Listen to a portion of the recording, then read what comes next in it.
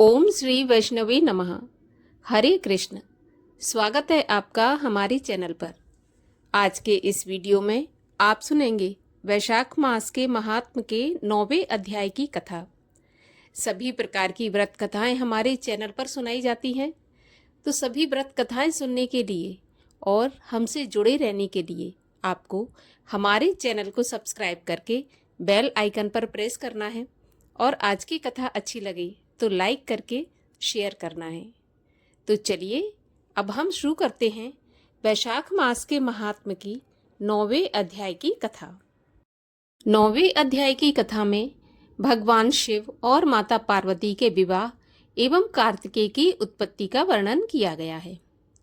मैथिल ने पूछा, हे ब्राह्मण, कामदेव के भस्म हो जाने के बाद उसकी उत्पत्ति कैसे हुई और उसे क्या क्या दुख भोगने पड़े, मेरा संदेह दूर करें।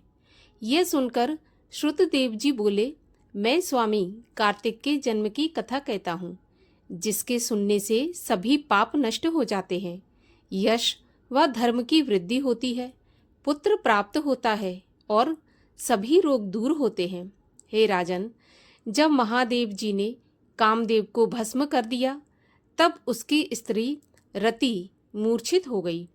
2 घड़ी के बाद जब चेतना में आई, तब अनेक प्रकार के विलाप करने लगी, जिसे सुनकर सारा तपोवन दुखमय हो गया।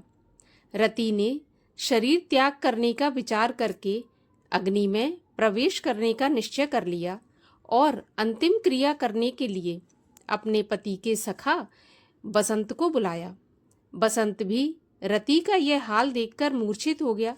उसके बाद रति को अनेक प्रकार से समझाया कि आत्मघात करना धर्म का हेतु नहीं है, लेकिन रति के न मानने पर बसंत ने नदी के तट पर चिता बनाई। रति गंगा में स्नान करके संपूर्ण क्रियाकर्म से निश्चिंत हो सब इंद्रियों को रोक और मन को आत्मा में लीन करके चिता पर चढ़ने को उद्यत हुई। तब आकाशवाणी हुई कि हे कल्याणी, हे पति में अत्यंत प्रेम रखने वाली, तू चिता में प्रवेश मत कर। तेरा पति महादेव जी और यदुवंशी भगवान श्री कृष्ण से पुनः पैदा होगा। इस प्रकार क्रम से 2 जन्म होंगे। तब दूसरे जन्म में श्री कृष्ण से रुक्मिणी के गर्भ से तेरा पति उत्पन्न होगा। उसका नाम प्रद्युम्न होगा। तू ब्रह्मा के श्राप से शंबर के घर में निवास करेगी। वहीं पर प्रद्युम्न नाम के तेरे पति से तेरा मिलन होगा। ऐसा कहकर आकाशवाणी समाप्त हो गई। तब रति ने चिता में प्रवेश नहीं किया। फिर सब स्वार्थी देवताओं ने बृहस्पति, इंद्र और अग्नि को आगे करके रति को वरदान देकर शांत किया और कहने लगे कि हे कामप्रिय, अब से तेरा पति अनंग कहलाएगा और अंग वाले की तरह मरा हुआ भी दिखाई देगा। पूर्व काल में तेरा पति सुंदर नाम का राजा था। उस जन्म में तू उसकी पत्नी रज शंकर कारणी के नाम से थी। इसी से तेरी यह दशा हुई। अब तू वैशाख मास में प्रातःकाल मंदाकिनी नदी में स्नान करके मधुसूदन भगवान का पूजन कर तथा उनकी दिव्य कथाएं सुनकर अशून्य शयन नाम का व्रत प्रारंभ करो। हे भद्रे, वैशाख मास में इस व्रत का अनुष्ठान करने से तेरा पति तुझे अवश्य मिल जाएगा, इसमें कोई संदेह नहीं है। रति को ऐसा वरदान देकर सब देवता अपने अपने स्थान को चले गए और रति भी इस दुख से निवृत्त हुई। उसने जैसे ही मेष की संक्रांति में गंगा स्नान कर अशून्य शयन व्रत किया, तब उसे तत्काल कामदेव दिखाई दिया। वह पूर्व कल्प में बड़ा धर्मपरायण राजा था। उसने वैशाख मास में कर्तव्य धर्म नहीं किए थे, इसलिए परमात्मा का पुत्र होने पर भी वह अंगहीन हुआ। पाप का फल देवताओं को भी भोगना पड़ता है, फिर मनुष्य की तो बात ही क्या है। महादेव जी के अंतर्ध्यान होने पर पार्वती जी निराश खड़ी होकर मन ही मन सोचने लगी कि अब मैं क्या करूं। पार्वती की ऐसी दशा देखकर पिता हिमवान अपने दोनों हाथों से पुत्री को गले लगाकर घर ले गया। पार्वती जी शंकर जी के रूप और गुणों को देख ऐसी मुग्ध हो गईं कि मन में शंकर जी को ही अपना पति बनाने की ठान ली और शंकर जी में मन लगाकर गंगा के तट पर जाकर तप करने लगी। माता पिता कुटुंबीजन आदि के समझाने पर भी किसी की बात नहीं मानी। अन्न जल सब छोड़ दिया, जटाएं बढ़ा लीं। इस प्रकार हजारों वर्ष तक महालिंग का पूजन करती रहीं। तब महादेव जी सायंकाल के समय ब्रह्मचारी के वेश में उनके सामने पर्णकुटी पर आए और अनेक प्रकार की परीक्षा लेने लगे। अपने में दृढ़ता देख बोले, हे भद्रे, तेरी जो इच्छा हो वही वर मुझसे मांग ले। तब पार्वती जी ने वरदान मांगा कि हे रुद्र, आप मेरे पति हो जाओ। तब भगवान शिव तथास्तु कहकर वहां से अंतर्ध्यान हो गए। शिव जी ने सप्त ऋषियों को बुलाकर हिमालय के पास कन्या के वरण हेतु पूछने के लिए भेजा। ये सप्त ऋषि आज्ञा पाकर आकाश मार्ग से हिमालय के पास पहुंचे। हिमालय ने उनका आदर सत्कार पूजन किया और कृतकृत्य हो उनके आने का कारण पूछा। हे ऋषिधरो, आज्ञा करें, क्या सेवा करूं? हिमालय के पूछने पर सप्त ऋषि बोले, हे राजन, तेरी कन्या पार्वती जो पहले दक्ष की पुत्री थी, उसने अपने पिता के यज्ञ में शरीर त्याग कर तेरे घर में जन्म लिया है, सो तुम इसका विवाह महादेव जी से कर दो। तीनों लोकों में महादेव जी को छोड़कर और कोई समर्थ नहीं है। यह बात सुन हिमाचल बहुत हर्षित होकर बोला कि मेरी कन्या पार्वती वृक्ष की छाल के वस्त्र पहन महादेव जी को ही अपना पति बनाने को गंगा के तट पर आमरण व्रत धारण करके घोर तप कर रही है। हे मुनिवरों, मैं भी अत्यंत खुशी के साथ अपनी कन्या महादेव जी को दे चुका हूँ। आप जाकर उनसे ये कह दें। हिमाचल का उत्तर लेकर सप्तऋषि महादेव जी के पास गए और उनसे हिमाचल का सारा वृत्तांत कहा तथा विवाह की तिथि भी निश्चित करके वहां से चले गए। तब तो लक्ष्मी आदि सब देवियां तथा विष्णु आदि सब देवता, 6 मातृका तथा सब मुनि उस महोत्सव को देखने बाराती बनकर चले। महादेव जी सब देवता, मुनियों, 6 मातृका आदि तथा भूत गणों को साथ लेकर बैल पर चढ़कर चले, जिनके आगे भैरी, शंख, मृदंग, पणव, मुरचंग आदि अनेकों बाजे बजने लगे। बंदी जन अनेक शब्द करते और मुनिजन वेद की ऋचाओं के पाठ करते हुए हिमाचल की पुरी में पहुंचे। शुभ मुहूर्त में, शुभ लगन में हिमाचल ने शिव पार्वती का विवाह संपन्न करा दिया, जिससे त्रिलोकी में आनंद छा गया। इस महोत्सव के पूर्ण होने पर शंकर जी पार्वती जी के संग स्वच्छंदता से हिमाचल के शिखर पर, जो रिद्धि और सिद्धियों से युक्त था, वहां नंदिनी के तीर पर, जहां भौरे गूंजते थे, पक्षी कुहू कुहू शब्द करते थे, ऐसे रमणीक स्थल पर हजारों दिव्य वर्ष तक रमण करते रहे। महादेव जी का पार्वती के साथ नित्य प्रति रमण करने से, गर्भ स्थित न होने से देवताओं को घोर चिंता उत्पन्न हुई। यहाँ इंद्र ने स्त्रियों को श्राप दिया था कि उस काल में पुरुष संसर्ग करने से स्त्रियों का गर्भ गिर जाएगा।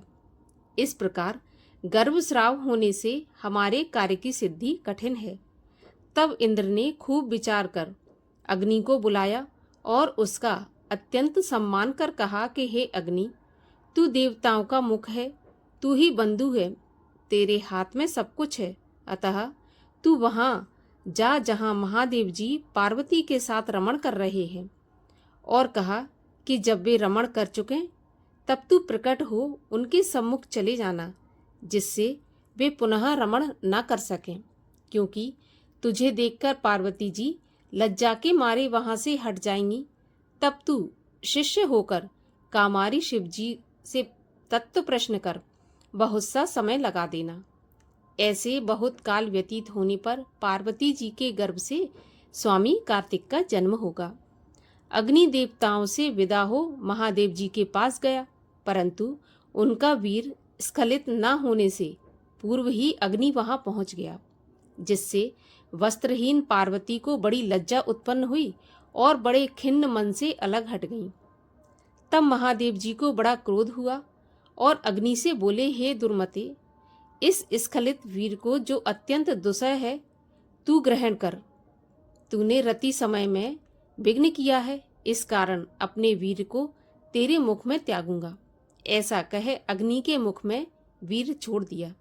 इस प्रचंड वीर के उदर में प्रवेश होते ही अग्नि बड़ा दुखित हुआ और प्राण बचाकर चिंतित हो स्वर्गलोक में देवताओं के पास जाकर सारा वृत्तांत कहा, जिससे देवताओं को वीर के स्थित हो जाने से हर्ष तो हुआ, परंतु प्रसव कैसे होगा इसका अत्यंत दुख हुआ। अग्नि के उदर में महादेव जी का तेजोमय वीर बढ़ने लगा, जहाँ तक के 10 महीने व्यतीत हो गए और प्रसव का कोई उपाय नहीं हुआ। तब अत्यंत दुखी हो अग्नि देवताओं को संग लेकर महायशस्विनी गंगा के पास गए और सब मिलकर उनकी स्तुति करने लगे कि हे माता, तू ही सब देवताओं की माता है, तू ही जगदीश्वरी है, तू ही देवताओं के निमित्त शंकर के इस तेज को धारण कर सकती है। यह जो अग्नि के उदर में गर्भ बढ़ रहा है, उसके स्त्री न होने से गर्भ का प्रसव नहीं हो सकता। अतः तू इस अग्नि और हम सब देवताओं की दया करके रक्षा कर। ऐसी प्रार्थना करने पर गंगा ने कहा, तथास्तु। तब देवताओं ने अग्नि को गर्भमोचन मंत्र का उपदेश दिया। उस मंत्र से गर्भ का आकर्षण कर अग्नि ने शंकर जी के उस तेज को गंगा जी में छोड़ दिया। यह तेज बड़ा दैदीप्यमान और तीनों लोकों में असहनीय था। कुछ महीने के बाद गंगा जी भी उसे सहन नहीं कर सकीं। उसके प्रभाव से जल सूख गया और रक्त कलेवर दिखाई देने लगा। पतिव्रत प्रभाव से गंगा जी अत्यंत दुख से व्याकुल हो गई। तब लोकपावनी गंगा ने अपने उदर से गर्भ को शरकंडों में त्याग दिया। शरकंडों से विदीर्ण हो उस गर्भ के 6 भाग हो गए। तब ब्रह्मा की भेजी हुई 6 कृतिकाएं आईं। उन्होंने शरकंडों से विभिन्न शांभव तेज के 6 भागों को ग्रहण कर 6 मुख का पुरुष बनाया, जिसका शरीर एक ही था। ब्रह्मा की आज्ञा से उन कृतिकाओं ने उसे बहुत दृढ़ कर दिया। यह पुरुष आकार 6 मुखी शरीर बहुत समय तक शरकंडों में वैसे ही पड़ा रहा। उसका कोई भी रक्षक नहीं था। एक दिन बैल पर चढ़े हुए महादेव पार्वती उसी स्थान से होकर श्रीशैल की ओर जा रहे थे। तब पार्वती के स्तनों से दूध की धार ढरकने लगी। एकाएक विस्मित हो पार्वती महादेव जी से अकस्मात अपने स्तनों से दूध की धार बहने का कारण पूछने लगी। तब महादेव जी बोले, हे देवी, तेरा पुत्र यहीं नीचे पड़ा है, और अपने रमण की सब बात बताने लगे। अग्नि का हमारे रमण के समय वहां आना, उसे देखते ही तुम्हारा लज्जा के मारे दूर हट जाना और वीर स्खलित न होने से क्रोध में आकर अग्नि के मुख में छोड़ देना, अग्नि के सहन न करने पर उसे गंगा में छोड़ना, फिर गंगा के जलने से गंगा का उसे शरकंडों में छोड़ देना और शरकंडों में उसके 6 भाग हो जाना तथा मातृकाओं द्वारा उसे दृढ़ कर देने का सारा वृत्तांत सुनाया। इसी से इसकी पुरुष जैसी आकृति हो गई है, जिसे देखकर तेरे स्तनों में से दूध टपकने लगा। इसका पराक्रम विष्णु के समान होगा, अतः तू इसका पालन पोषण कर, यही तेरा औरस पुत्र है। इसे उठाकर शीघ्र ले चलो। महादेव जी की बात सुनकर पार्वती जी बालक को उठाकर गोदी में बिठा दुग्धपान कराने लगी। वे पुत्र स्नेह में तत्पर हो महादेव जी के साथ कैलाश को गईं और पुत्र का पालन कर अत्यंत संतुष्ट हुईं। हे राजन, यह कुमार के जन्म की कथा मैंने तेरे सामने कही। इसे नित्य प्रति सुनने से निसंदेह पुत्र पौत्रादि की वृद्धि होती है। इसलिए वैशाख मास में धर्म करने से स्त्रियों का विधवापन का योग मिट जाता है बड़ा पुण्य होता है, सुसंपत्ति मिलती है।